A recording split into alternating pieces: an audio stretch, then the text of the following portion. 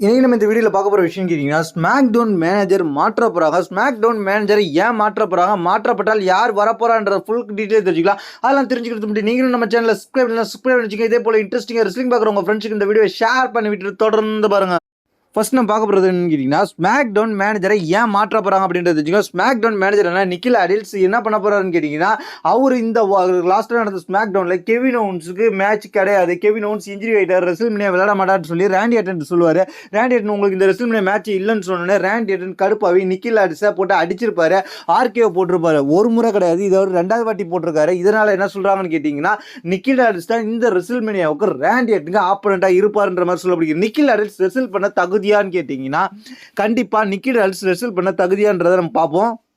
First Nick அடில்ஸ் SmackDown manager ஆகிறதுக்கு முன்னாடி அவர் ஒரு ரெஸ்லர். அவர் வந்து ஒரு டிஎன்ஏ ரெஸ்லர், டிஎன்ஏலையும் சாம்பியனாக இருக்கிற இப்படிப்பட்ட ரெஸ்லர் தான் இப்போ வந்து WWE நிக்கில் அடில்ஸை போட்டிருக்காங்க.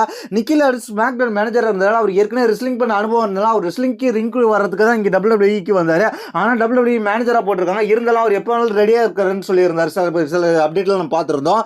இப்போ வந்து அவர் ஸ்மாக் டவுன் மேனேஜர் பதவியில் இருக்கிற அவர் ரேண்டி ஆர்டனோட ரெஸ்ல்மேனியா விளையாடும் போது அந்த ஸ்மாக் டவுன் மேனேஜர் பதவியை குயிட் பண்ணிட்டு தான் வரணும். அதனால் அவர் ஸ்மாக் டவுன் மேனேஜர் பதவியை குயிட் பண்ணும்போது அந்த ஸ்மாக் டவுன் மேனேஜர் பதவிக்கு வேற ஒருத்தர் வரணும். அந்த ஸ்மாக் டவுன் மேனேஜர் பதவிக்கு யார் வரப்போறான்ற மாதிரி ரூமர் போயிட்டு இருக்குன்னு கேட்டிங்கன்னா 2 பேருக்கு வாய்ப்பு இருக்குது. அவங்களும் முன்னாள் WWE ரெஸ்லர் தான். இப்போதைக்கு யாருக்கு ஃபர்ஸ்ட் வாய்ப்பு இருக்குன்னு கேட்டிங்கன்னா வேட் பேரட் யாருன்னு கேட்டிங்கன்னா கமெண்ட் செக்ஷனில் உட்காந்துருப்பார். ஏற்கனவே அவர் வேட் பேரட் வேற ஒரு கேரக்டர் பண்ணிக்கிட்டு இருந்தார்.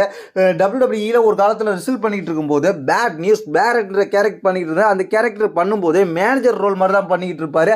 ஒரு விஷய கோட்லாம் போட்டு வந்து அவர் வந்து அந்த முக்கியமான WWEல அனௌன்ஸ்மெண்ட்லாம் பண்ணிக்கிட்டு இருப்பாரு. அவரை மீண்டும் வந்து பேட்னிஸ் பேரட் கேரக்டரை எடுத்து வச்சு அவரை வந்து மீண்டும் ஸ்மாக் டவுன் மேனேஜராக ப்ரொமோட் பண்ணலான்ற மாதிரி ஒரு ரூமர் போயிட்டு இருக்கு. அடுத்ததான் யாருக்கு வாய்ப்பு இருக்குன்னு கேட்டிங்கன்னா பிக்கிக்கு ஒரு வாய்ப்பு இருக்குன்ற மாதிரி போயிட்டு இருக்கு. ஏன்னு கேட்டிங்கன்னா பிக்கி வந்து இப்போ எப்போ வேணாலும் WWEக்கு வரலாம், உள்ள வரலாம் ரிங்குல அப்படின்ற மாதிரி எதிர்பார்க்கப்படுகிறது. அதனால பிக்கியும் வந்து ஸ்மாக் டவுன் மேனேஜர் அந்த லிஸ்ட்டில் இருக்கிறாரு. இவங்க 2 பேருக்கு தான் ஃபர்ஸ்ட்டாக வாய்ப்பு இருக்கு. நிக்கில் அடில்ஸ் ரேண்டி ஆர்டனோட போட்டி போட போயிட்டாருன்னா அடுத்து யார் யாருக்கு வாய்ப்பு இருக்குன்றதை நம்ம அடுத்த பதிவில் பார்க்க. இப்போதைக்கு இவங்க 2 பேருக்கு தான் முன்னாடியில் வாய்ப்பு இருக்கு. இதுல யார் வேணாலும் வரலாம். இது மட்டும் இல்லாமல் மேலும் 2016 உள்ள ஸ்டோரி லைன் சம்மர்ஸ்லாம் ஸ்டோரி லைனுக்கு முடிவில்லாமல் இருக்கிறதுனால பிராக் கூட வந்து ரேண்டி ஆர்டன் கூட மோதலான்ற மாதிரி ஒரு ரூமர் போயிட்டு இருக்கு. இதை பற்றி உங்களுடைய கருத்து என்னது கீழே கமெண்ட் பண்ணுங்க. தேங்க்ஸ் ஃபார் வாட்சிங்.